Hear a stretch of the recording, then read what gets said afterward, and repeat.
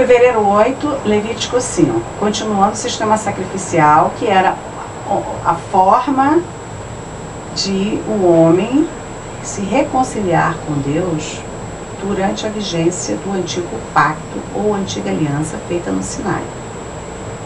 Deus está explicando a Moisés para Moisés explicar a Arão, que seria o sacerdote, né, aquele mediador que faria estes procedimentos, como eles deveriam ser feitos. Aqui ele começa falando: pecado por ouvir uma blasfêmia. Blasfêmia era quando uma pessoa falava qualquer coisa contra Deus. E ele está se referindo aqui a pecados ocultos, né? São aqueles pecados que ninguém viu você praticando. Ninguém viu. Mas você viu, você sabe, e Deus também sabe. Se ouvir ou souber de blasfêmia, que alguém falou uma blasfêmia, né? Alguma coisa contra as coisas de Deus, deve denunciar, porque é testemunha da blasfêmia. Se não fizer, será culpada como se tivesse feito. Então, ninguém viu que você ouviu, mas você sabe. A sua consciência lhe diz. Pecado por tocar coisa imunda. Se tocou corpo morto de animal, fica imundo e culpado, mesmo que tenha tocado sem querer. Posteriormente, Deus vai dizer também que a pessoa não deve tocar cadáver de ser humano. Por quê? Por que essa preocupação? Porque o cadáver tem muitas bactérias, hoje nós sabemos. E as bactérias que podem nos contaminar e trazer doenças e até morte. Então, Deus fazia isso. Como ele não ia dizer, olha, tem bactéria, cuidado, pode contaminar, trazer doenças, ele falava, não toque que é imundo. Não tinha condição de ficar explicando, né? Porque, e mesmo já sem explicar, já tem que entrar nesses detalhes, minúcias. Imagina tendo que explicar todas essas coisas que nós hoje sabemos pelo avanço da medicina, né? Da ciência e do conhecimento. Então ele falou aqui, pecado por tocar coisa imunda. Fique imundo e culpado mesmo que tenha tocado sem querer. Pecado por tocar imundície de homem, mesmo que não soubesse, quando souber será culpado. Quer dizer, são coisas ocultas que você faz sozinho ou sozinha, às vezes sem querer, às vezes sem saber, mas quando toma consciência, se torna culpado. Pecado por jurar e consequentemente para bem ou para mal, quando tomar consciência, será culpado pelo que jurou.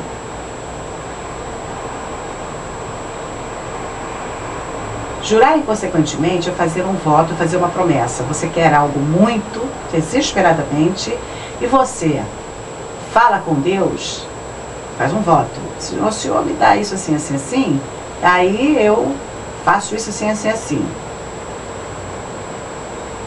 Aí Deus dá o que você pediu, você fica obrigado a fazer o que você prometeu. Você se jurou. Ninguém sabe, só você que sabe. Né? É pecado oculto.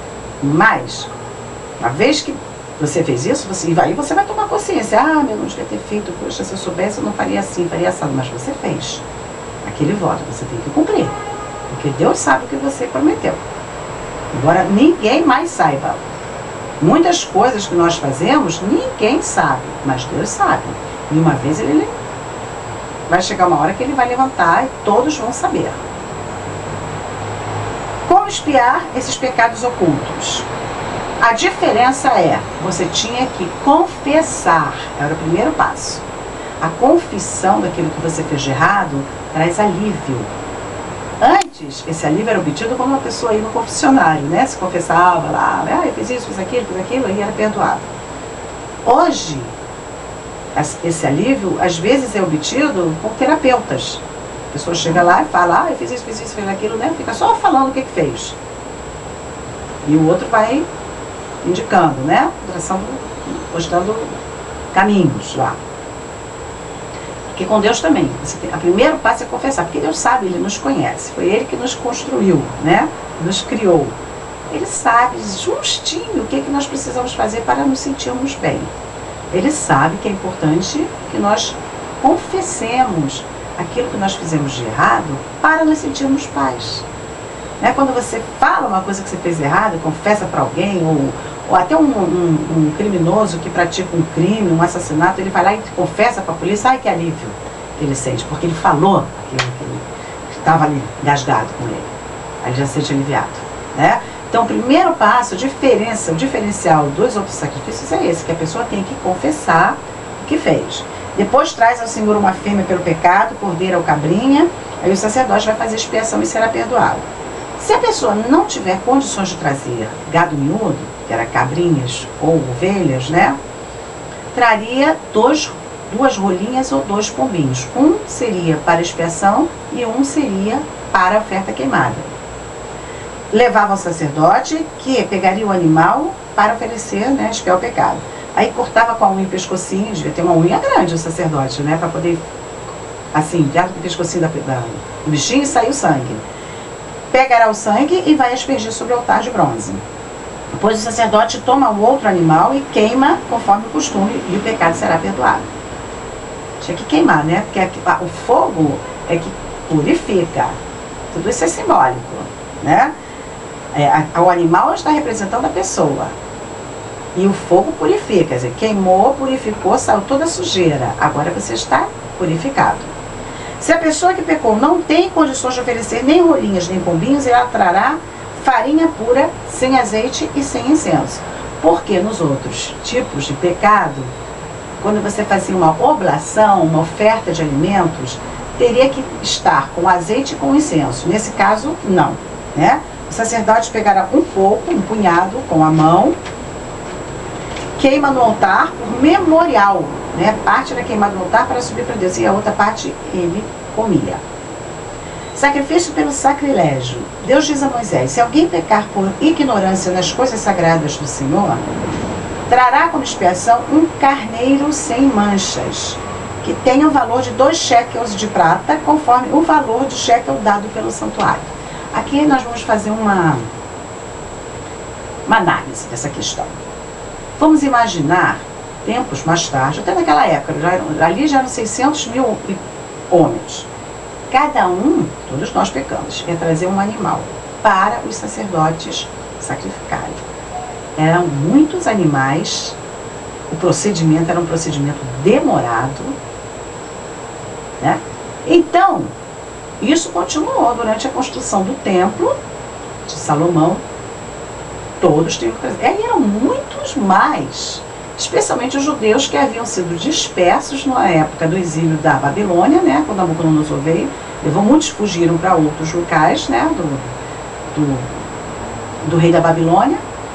E vinham às festas, porque cada macho tinha que se apresentar diante do Senhor Adonai 3 vezes por ano nas 3 festas, né? Que era Pessa, Páscoa, Shavuot, que é Pentecoste, e Sukkot, que era Tabernáculos. Nessas 3 épocas do ano, teria que ir lá se apresentar diante de Deus. Então aquele povo todo vinha de várias partes do mundo. Eram milhares de pessoas, todas querendo oferecer sacrifício. Como que ia ser isso? Não tinha, não dava conta. Nem o sacerdote dava conta, nem como que ia ser. Aquela fila, devia ser uma confusão danada, todo mundo trazendo seu carneiro, seu bode, sua ovelhinha, sua rolinha. Muita gente. Então, o que provavelmente deve ter acontecido?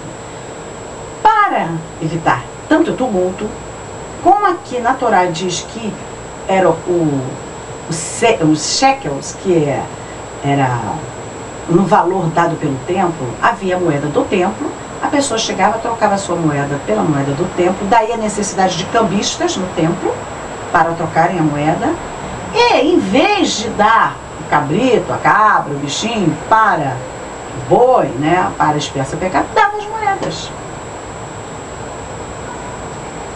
Se alguém pecar por ignorância nas coisas sagradas do Senhor, trará como expiação um carneiro, no caso o carneiro, que tenha o valor de 2 shekels de prata, conforme o valor estipulado pelo templo. Então, em vez de trazer aquela multidão de gente trazendo cada um seu carneiro para sacrifício, imagina, milhares, dava as 2 moedas do templo, no valor estipulado, e resolvia o problema, né? Não tinha que ficar trazendo animal, era uma mão de obra, lá de longe, e também o sacerdote, eu não sei como que era feito, né? Mas o sacerdote também, para ele, seria mais fácil fazer, porque talvez aquilo demorasse também, né? Porque muita gente, muitos animais, enfim. Provavelmente provavelmente a pessoa chegava, pagava aqueles 2 shekels, trocava moeda no câmbio do templo, dava para o sacerdote resolveu o problema e o problema dele estava resolvido. Mais tarde, na Idade Média, nós cristãos também fizemos isso, com as indulgências. As indulgências nada mais eram do que você comprava o perdão dos pecados, um papel que era dado. Você pagava, dava um tanto de dinheiro, né, e recebia o perdão dos seus pecados, o perdão dos pecados dos seus pais, da sua irmã, e estava resolvido o seu problema. Foi contra isso que Lutero se indignou, né, e criou a Reforma Protestante. Ele não pretendia fazer reforma nenhuma, ele simplesmente ficou indignado, como Jesus ficou indignado com essa mercantilidade, né, esse mercantilismo no templo, esse comércio Jesus falou, virou um covil de ladrões, porque era só comércio. Isso indignou tanto Lutero, e na Idade Média, quanto Jesus, na época de Jesus, porque aquilo tinha virado um simples negócio. Provavelmente as indulgências, a ideia das indulgências veio daqui. Provavelmente, né? Bom, assim será por ele restituído o que tirou das coisas sagradas, né, o sacrilégio, e ainda mais dará, acrescentará 1/5 ao sacerdote. Acho que sacrilégio devia ser roubar coisas sagradas, né? Blasfêmia era falar contra as coisas sagradas, sacrilégio era roubar, furtar, que tem que restituir o que tirou das coisas sagradas e ainda dar mais 1/5 ao sacerdote, que então fará expiação com o carneiro e o pecado será perdoado. Agora, sacrifício pelos pecados da ignorância. Se alguém pecar contra um de todos os mandamentos de Adonai, fazendo o que não se deve fazer, ainda que não o soubesse, será culpada e levará a sua iniquidade. Levará e carregará. Todo mundo carrega, né? Depois alguém carregou por nós, mas até então aqui está todo mundo, cada um levando a sua iniquidade. Trará o sacerdote um carneiro sem mancha para expiar a culpa, e o sacerdote para a expiação do seu erro, conforme aquele procedimento, né? O erro que praticou sem saber, e lhe será perdoado. Tem que expiar a culpa, porque se fez culpado diante de Adonai, o Senhor. A única forma de expiar a culpa era através dos sacrifícios. Porque Deus havia falado lá no Jardim do Éden: se você me desobedecer, você vai morrer. O homem desobedeceu. E o homem não morreu, quer dizer, morreu espiritualmente e morre porque a morte física é uma consequência do pecado, da morte espiritual. Mas nós estamos aqui, vivos. Então como é que fica?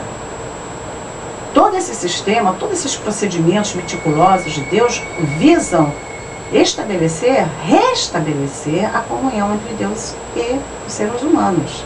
A reconciliação, as pazes, né? Quando nós nos afastamos de Deus, nós nos tornamos inimigos de Deus. Mas nosso objetivo é ser amigo de Deus, como Abraão era, amigo de Deus. Para ser amigo, fazer as pazes. Tem um preço. Tem que se pagar um preço para isso. Durante a vigência do antigo pacto, feito no Sinai, da antiga aliança dos homens com Deus, feita através do primogênito, né, que é Israel, os filhos de Israel, a nação primogênita, o primeiro fruto, né? Não foi à toa que a Torá foi dada aos filhos de Israel durante o tempo de Pentecostes, da colheita dos primeiros frutos. Eles são os primeiros frutos a serem recolhidos para Deus.